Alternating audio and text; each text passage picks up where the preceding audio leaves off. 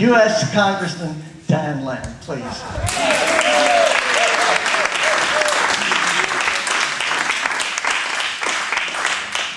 Well, good evening, everyone. I do have to win this election before you can call me congressman, but that's a nice advance notice that something good is on the way. Thanks for coming out and talking about money and politics. You know, it's something I'm pretty close to right now. Politics, not so much the money, but politics. And I'm running against a guy that has millions. Let's just face it. I mean, he's so fortified. He's one of the wealthiest guys in Congress, and he's in this position that most sane people might think, well, he's unbeatable.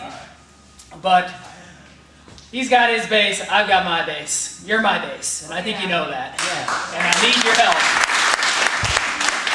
And so, for the past 9 months, we've been putting together a campaign that's grassroots and undaunted by Richard Hanna's millions of dollars. And we've been managing to get the word out about our campaign with a positive message about the middle class, helping low-income people, stopping gas drilling, and taking on this pernicious impact of money in politics. And it is tough, you know, it is tough, but we're doing it. I had a couple experiences just today, as a matter of fact, that I'd like to share with you. A chance to debate my opponent earlier tonight up in Utica on a television station. And we talked about a lot of things, and I made it clear to him that I don't agree with the fact that he sat on the sidelines of this hydrofracking debate.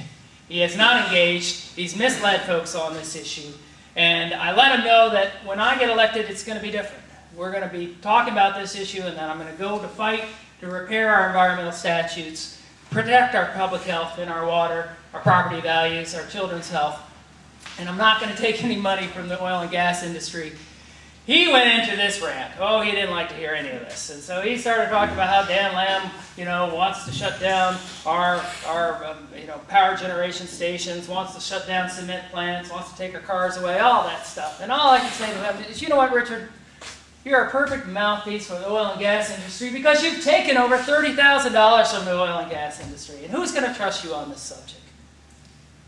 In the conversation, we had to move on because he had nothing to say. He knows it.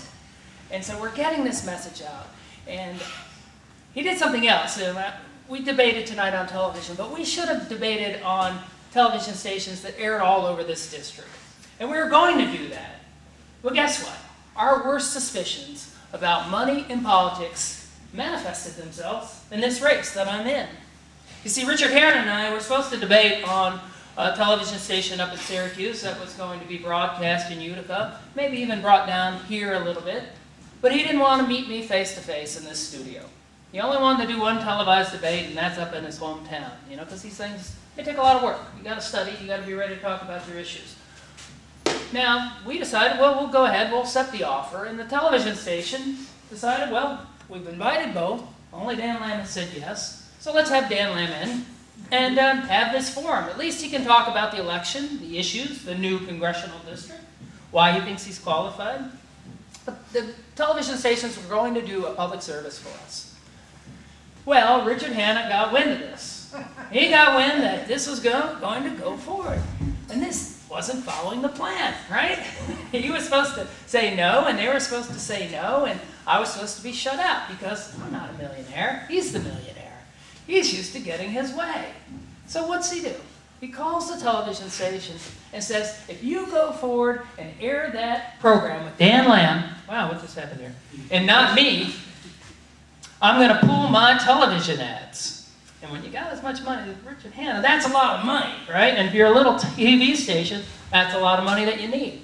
So the TV station, who's in some ways the victim here, if you can feel sorry for a TV station, they caved in and they canceled the debate.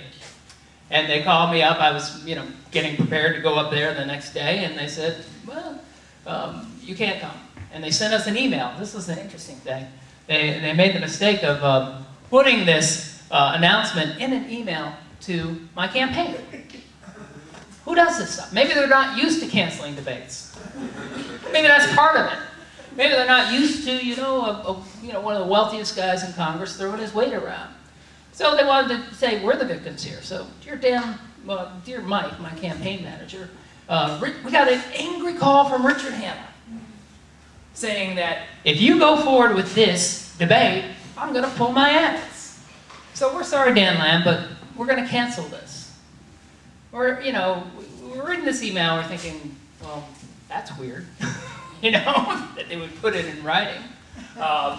Maybe we should share this with people so they know why the debate was canceled. Seems logical, right? Well, guess what? We got some attention. Not just with the good paper down here, the Press and Sun Bulletin, but the next thing you know, it's in the Observer Dispatch. It's on the Gannett writers are writing about it. It winds up in the Albany paper. It winds up in Common Dreams, Talking Points, Memo, Huffington Post. Because people know what you know, that in too many cases, the fix is in. There's a cozy relationship between wealthy politicians and the media coverage they get. And my race, in many ways, is challenging that. Challenging that notion. Do we have to just give into this relationship? Or can we show that a middle-class guy with middle-class values can go up against one of the wealthiest guys in Congress and win a race for the middle class? Win a race and go fight to protect Medicare and Social Security and Medicaid, all these things that my opponent has voted to change. He's voted to change Medicare into a privatized program, a voucherized program. Of course, he doesn't tell you that. He comes back here like he did on Sunday and say, oh, I didn't vote for that, I didn't like that, and what Dan Lamb's saying isn't really true. And it's up to us, even though we don't have as much money, to call, BS. Say that's not true. And we managed to do that tonight. We had a good debate. By all accounts, we won. And I say we, meaning all of us, because I'm not doing this on my own. I'm doing this because I've learned a lot from many of the people in this room. Citizen Action, Mary Clark, Eileen Hamlin, all of you have been terrific to me during my years working for Morris Hinchey. And let me tell you something. It's a long, long way from Morris Hinchey to Richard Hanna. We can't have that representation down here. So with your help, we're going to turn this situation around. We're going to have a victory. We're going to surprise folks. I'm feeling it right now. I hope you're feeling it too. And I hope you'll work with me right through to November 6th. And we'll all be celebrating at the Riverwalk Hotel that night. Thank you very, very much.